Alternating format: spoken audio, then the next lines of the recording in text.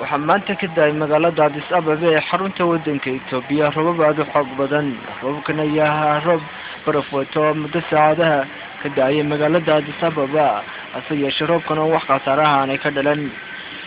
Roobkan ayaa joojiyay muddo saacadaha socodka gaadiidka maadaama roobkan ahaa mid baraf wata.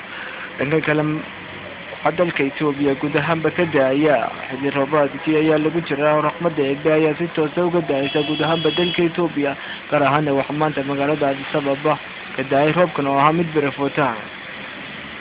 Isku soo wada duuba dalka Itoobiya ayaa dal xilligan oo kala la galo raxmadka Eebbe.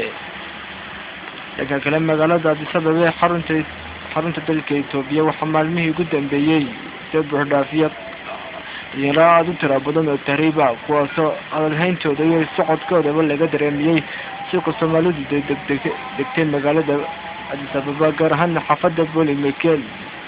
Dhalinyaradan ayaa badankooda kasoo tahriibeen dalka Somaliland, gaar ahaan gobolada Maroodijeex iyo gobolka Awdal. Isku soo wada duuba arrintan ayaa la wadaagsan yahay inay ku fashilantay laanta socdaalka dalka Jamhuuriyadda Somaliland inay wax ka qabato dhalinyarada sida sharci darrada uga tahriibaya dalka Somaliland. Xamse Axmed.